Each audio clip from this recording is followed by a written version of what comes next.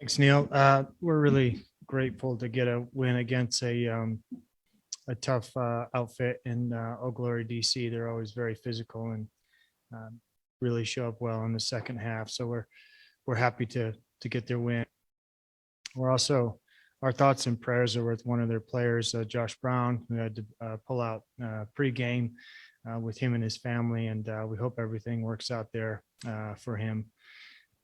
As for us, we're on to the bye week now, and we're going to take some time to spend some time with family. This has been a long 8-game run, and we'll spend some time kind of recharging the batteries and get back to it. We're lucky in that we're going to play Utah in our first game back, which is another team that's in the playoff hunt, and I think is going to be a fierce competitor out there in Salt Lake. So we're really looking forward to it, and we'll look forward to the rest tonight.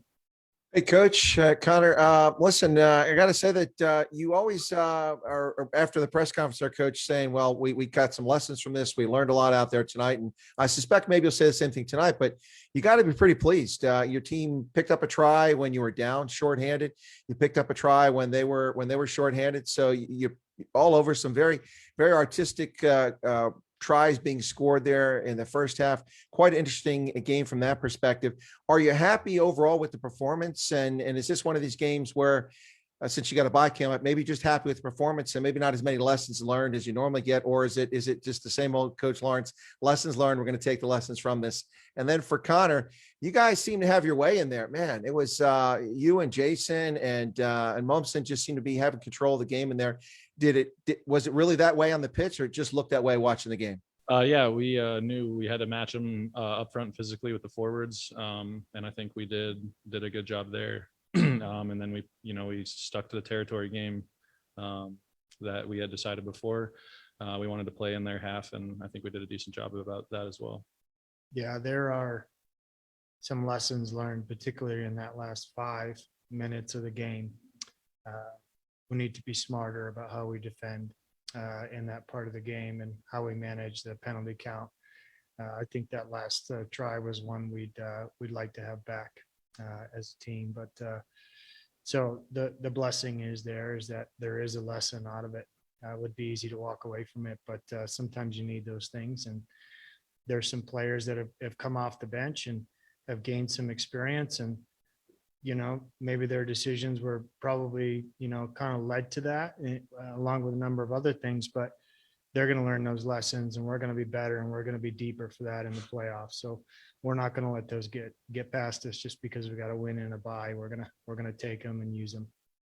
We got to see someone tonight that a lot of people who, well, maybe not in the Atlanta area might not know him so well, but certainly Western Province fans like myself have known Kurt Coleman for a long time. He's been out all season with injury. He looked pretty good out there tonight. Pretty happy with his performance. He did get that nice penalty conversion as well. He took a big hit, but bounced right up. Are you happy with how he's doing? And then for Connor, it hardly seems fair. Robertson's about 1/3 your size. Boy, that was a heck of a hit you laid on him there. You laid him out there. It was a clean hit, but right behind you, though, we saw a yellow card come up, a little fight behind that. But you got a good wrap on Robertson there. Yeah, I mean, I just saw an opportunity. I already had the line speed coming up. He kind of bobbled the ball, and I mean, it's kind of the nature of the game. I had to keep playing, so laid a little hit on him, and he kind of got me back in a ruck later. It's a little cheeky one. It's all right.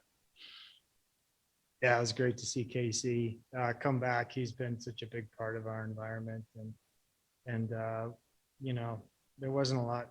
There was some rust there, but it shook off pretty quick. So he was accurate in his kicking game. He was great in his control. You could hear his communication. So that's the difference. He's that field general that I think we really need, and we're looking forward to having him back in the lineup each week.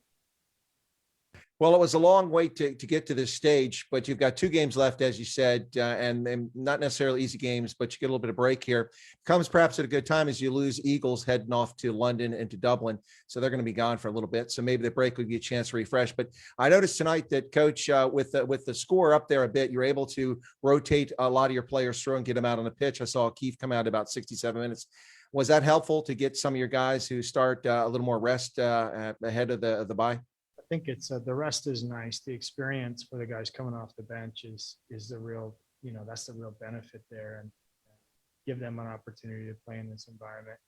It's pretty, it's actually pretty special for them because of Old Glory's energy and the way they play on the front foot in the last 20 minutes. It's a high pressure environment. So to be able to put a few players into that environment and have them perform and play against that, I think it's, hopefully that comes back to help us a little bit later on. Well, thanks a lot, gentlemen. Best of luck. We'll see you come back in a pitch in a couple weeks and finish out the season hopefully strong.